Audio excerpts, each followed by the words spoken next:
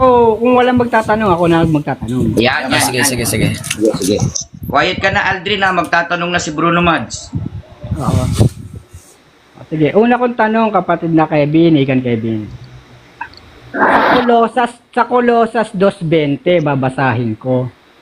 Kung kayo ngay nangamatay na kalakip ni Kristo mula sa mga pasimulang aral ng sanlibutan, bakit nawari kayo nangabubuhay pa sa sanlibutan, kayo nang pasasakop sa mga palatuntunan? Ang tanong ko, ano yung pasimulang aral ng sanlibutan? Ito nakalagay sa Colosas 3:20, ha?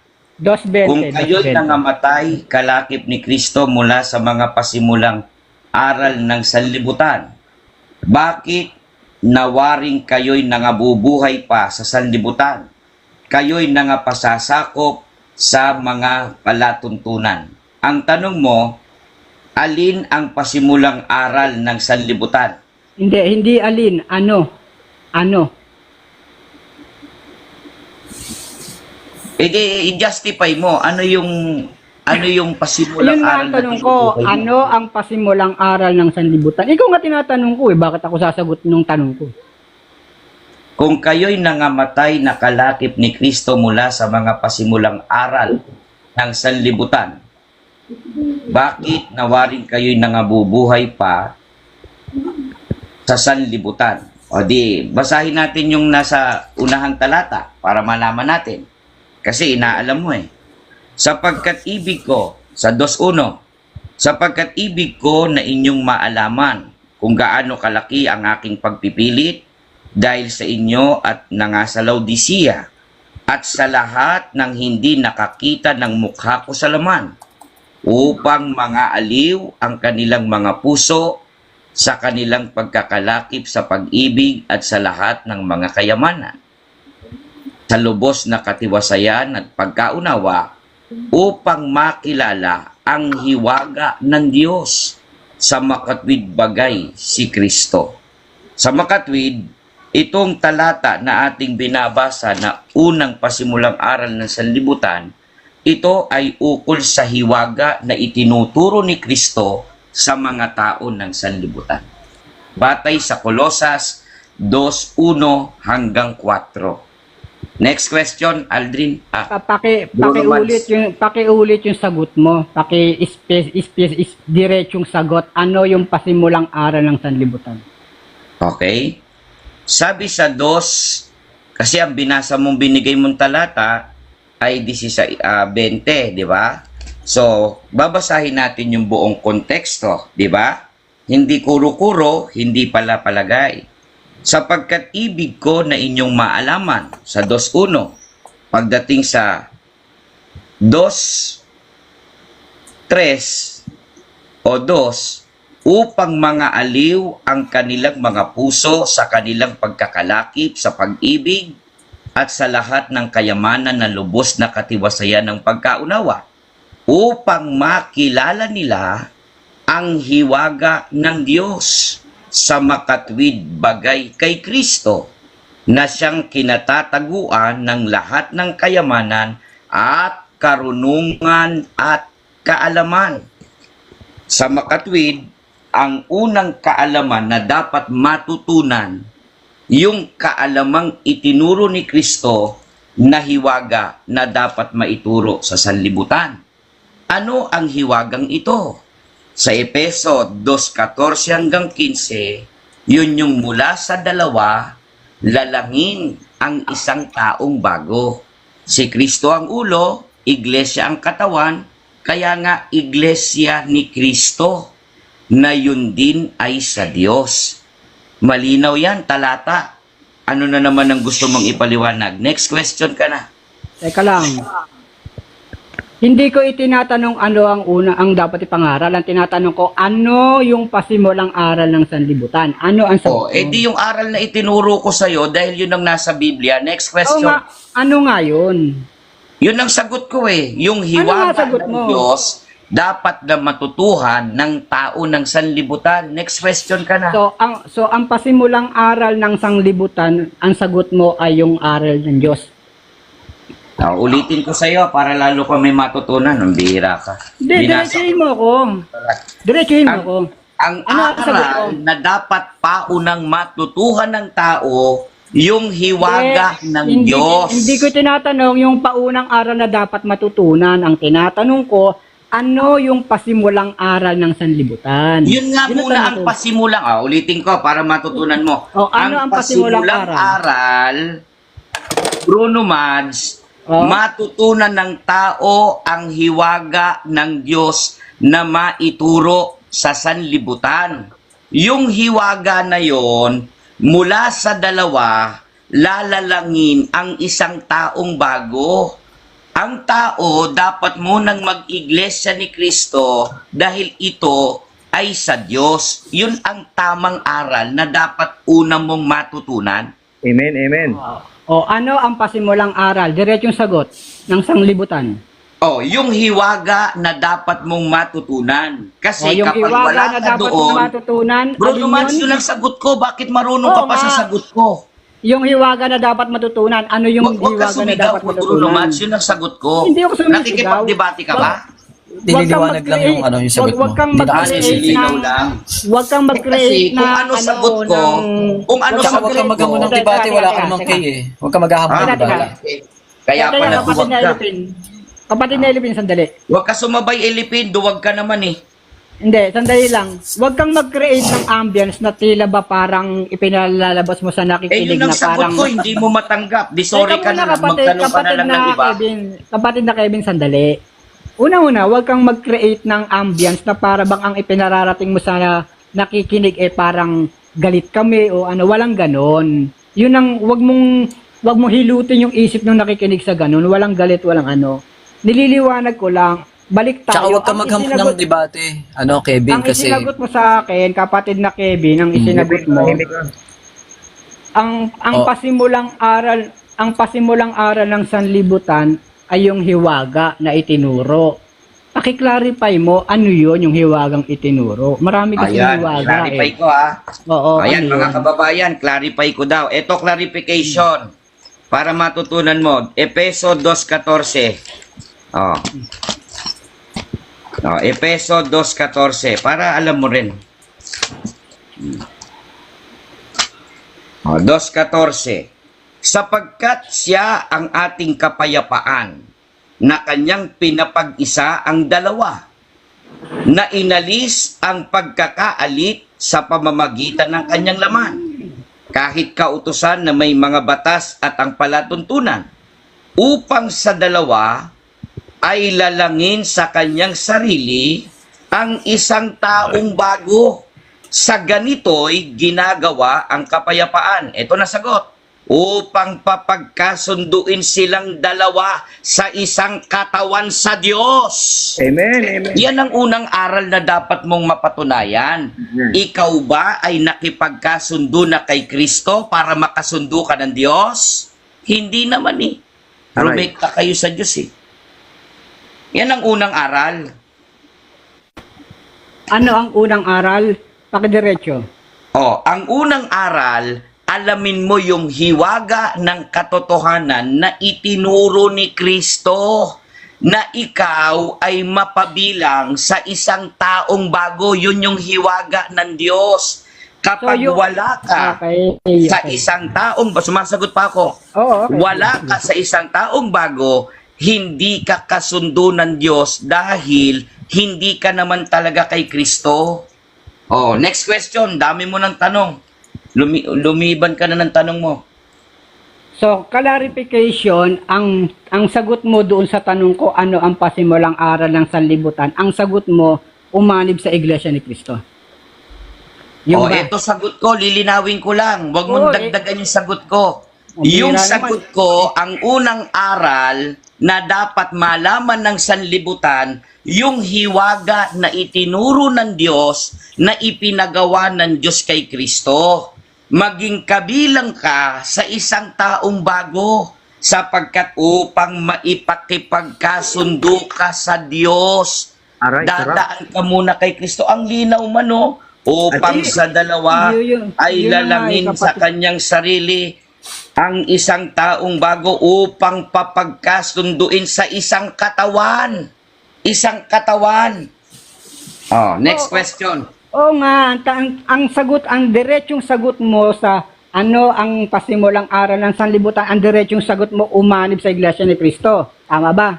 Diretso lang. Oo, kasi nga, linawin ko lang kasi nga, yung tao hindi magiging kasundo ng Diyos dahil ang gusto ng Diyos, yung hiwaga sa isang katawan, doon mapabilang upang papagkasunduin.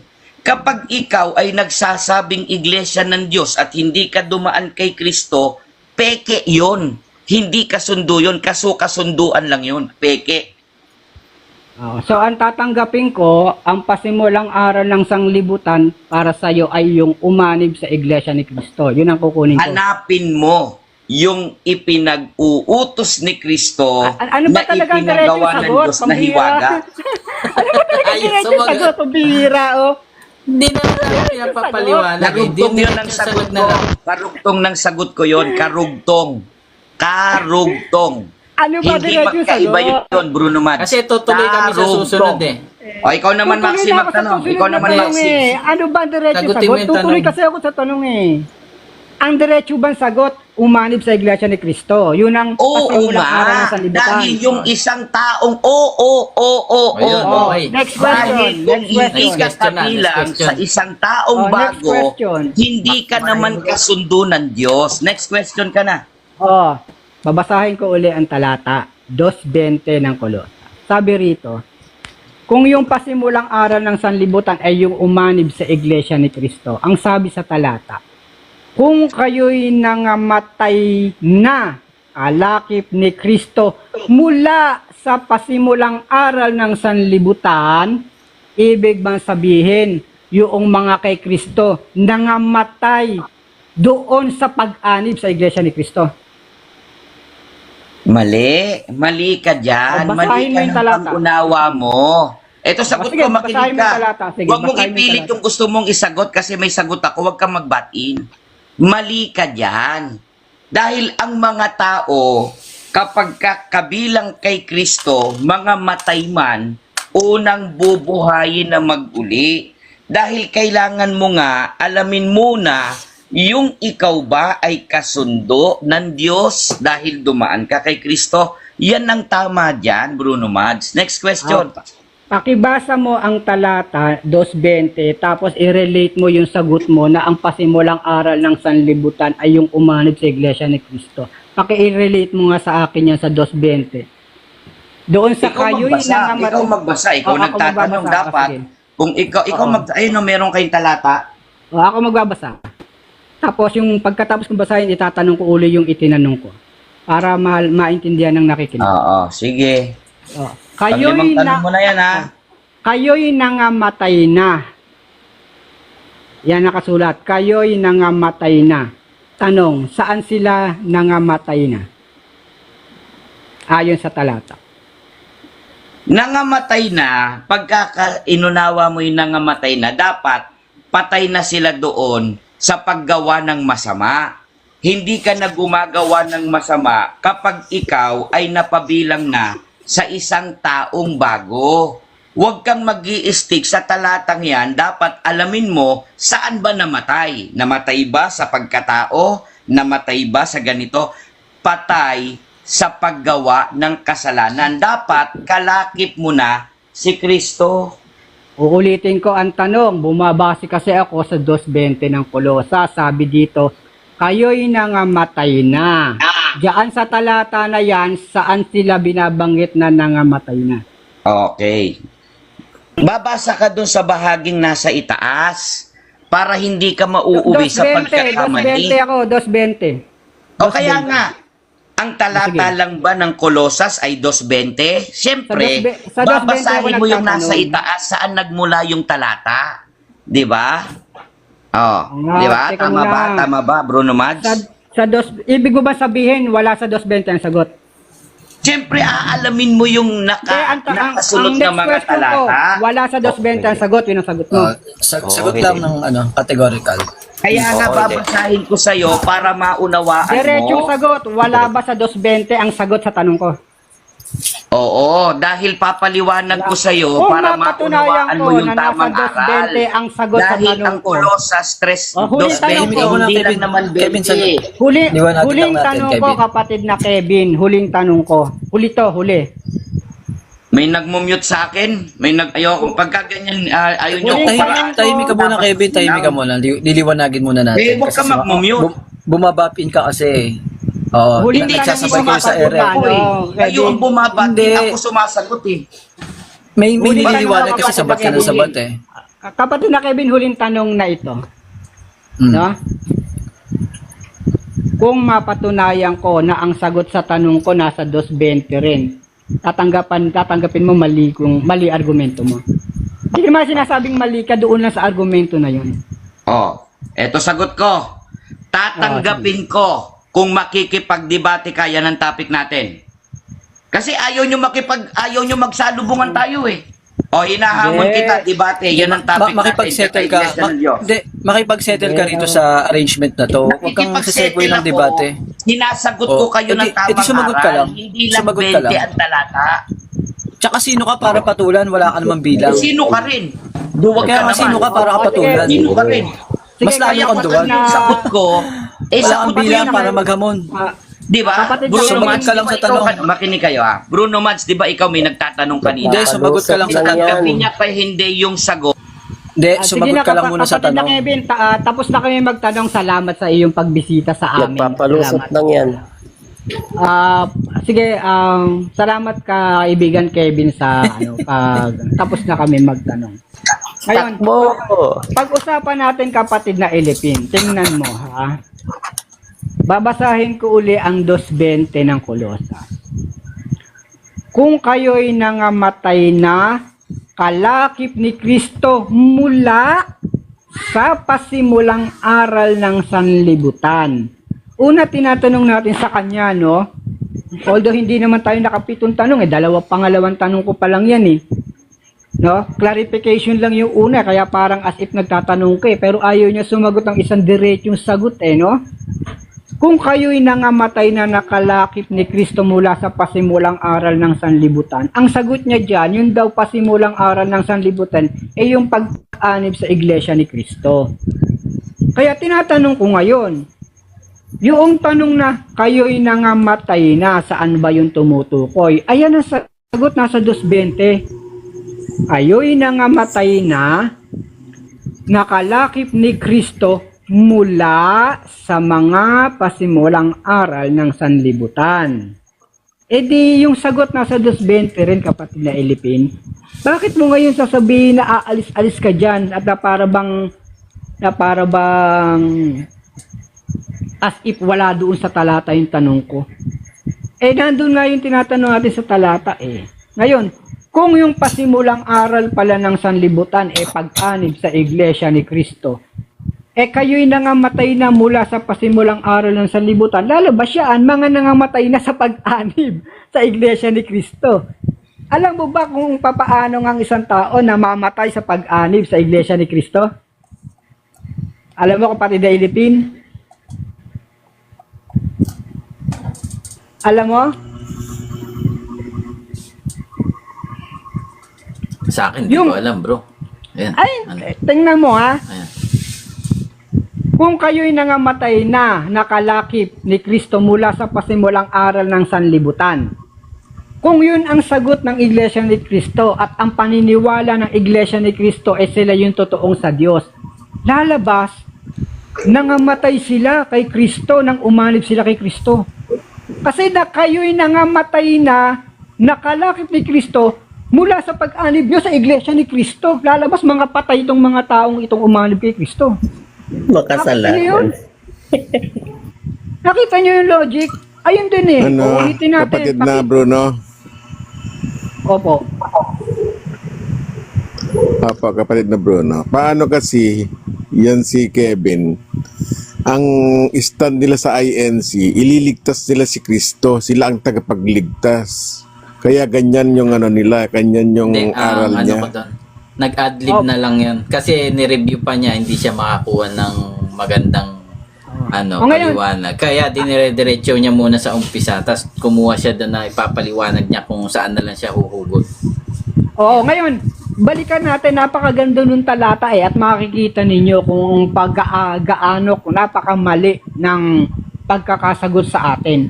Tinatanong natin sa talata, ano yung pasimulang aral ng sanlibutan?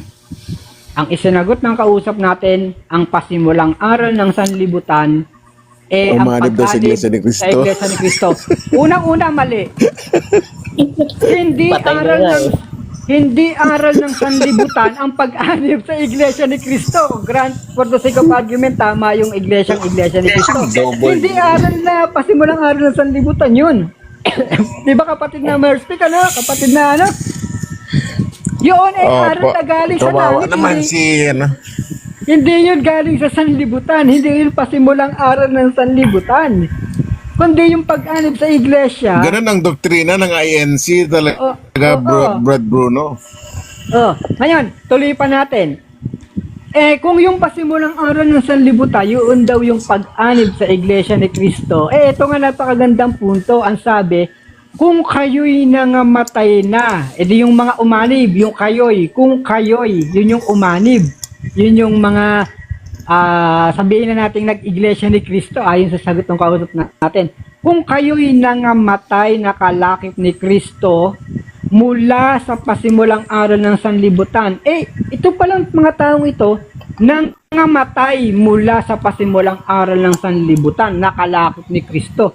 Lalabas yung pag-anib sa iglesia ni Cristo, ikinamatay yun ng mga umanib.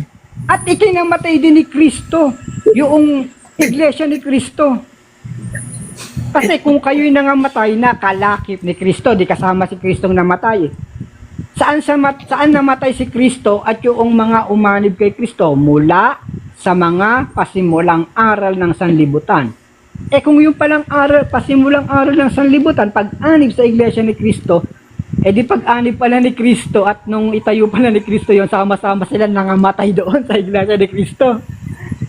Kasi nangamatay Ayun. May nagsabi dito, sa gawang masama daw, kalakip ni Kristo. May ginawa,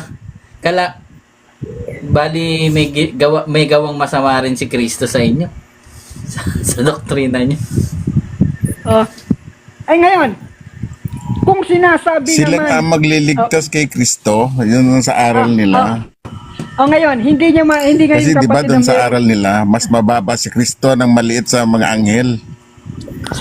Igirong para yung Ngayon, kakapatid na Ilipin, kapatid na Maxi, no? Mga kapatid.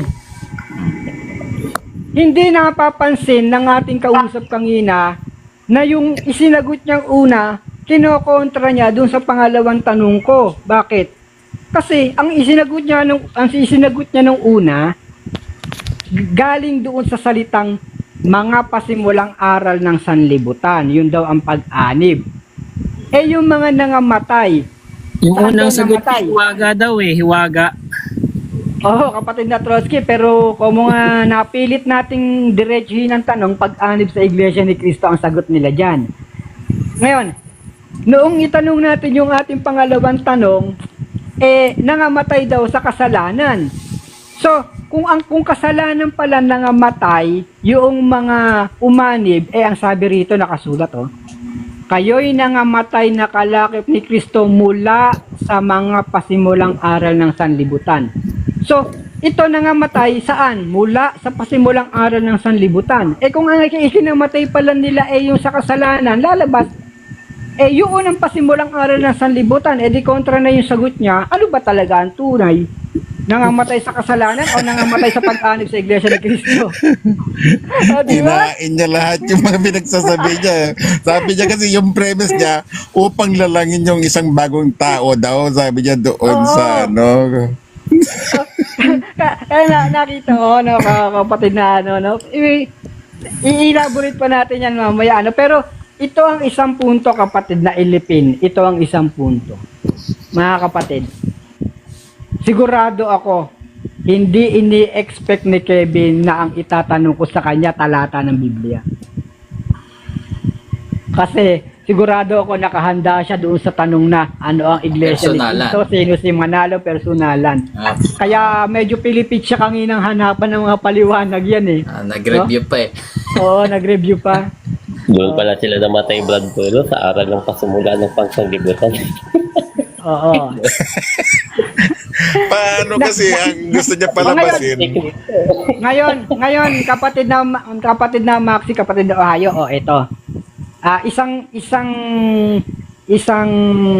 kumbaga bonus natin sa mga nakikinig. Yung sinasabing kayo'y nangamatay na nakalakip ni Kristo mula sa pasimulang araw ng sanlibutan, ang isinagot niya ron pag-anib sa iglesia ni Kristo. Kung tayo naman sa stand natin, yung bang tao na umanib sa iglesia ni Kristo, ikinamatay niya ba yun? Oo. Kasi ang sino mang maaanib sa iglesyang mali, ikinamamatay ng tao yun. Ngayon, para siya ay mabuhay, kailangang mabuhay siya nakalakip ni Kristo. Para mabuhay yung mga naanib sa iglesia ni Kristo, dapat maalis yun sa iglesia ni Kristo. Mapunta So, ibig yun sa sabihin, iglesia ng Diyos. Pala yun sa Oo. kanya.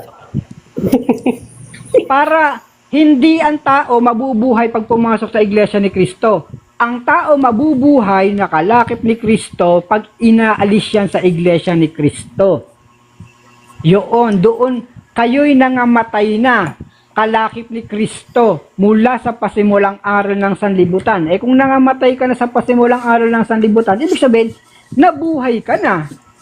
Doon ka namatay sa pasimulang aral. Paano kang mabubuhay? Pag naalis ka ngayon sa iglesia kapatid ni na Manalo. Bruno, ipanawagan na lahat ng mga iglesia ni Cristo, magsalis na kayo dyan para maligtas kayo. Kasi mga patay na kayo lahat dyan eh. Basahin natin 24 sa gawa. 24-20? Ano ba? Yung mula sa kadiliman. 26-18. 26-18. 26-18 ng gawa. Upang idilat mo ang kanilang mga mata, upang sila'y mangagbalik sa ilaw mula sa kadiliman at mula sa kapangyarihan ni Satanas hanggang sa Diyos. Ayun ang linaw upang idilat mo ang kanilang mga mata, upang sila'y magbalik sa ilaw mula sa diliman. Atay mo? Diliman talaga. Sa may tandang sora, kamo. Kaya para mabuhay ang mga yan, dapat ialis mo yan sa pagkakaanib sa iglesia ni Kristo. Dapat yan mabalik sa ilaw mula sa kadiliman, mula sa kapangyarihan ni Satanas hanggang sa Diyos. Mabalik yan sa iglesia ng Diyos, hindi sa iglesia ni Kristo. Ayan ang ating masasabi dyan, mga kapatid. Pwede, Brad Bruno, i-invite na natin yung mga iglesia ni Cristo sa mass indoctrination ng iglesia ng Diyos. Sabi dyan sa talata, mula sa kapangyarihan ng kadiliman, ipunta daw doon sa kapangyarihan ng Diyos. Kaliwanagan. Opo, ayan. Sige po, kayo nga, kapatid Delvin, back to you.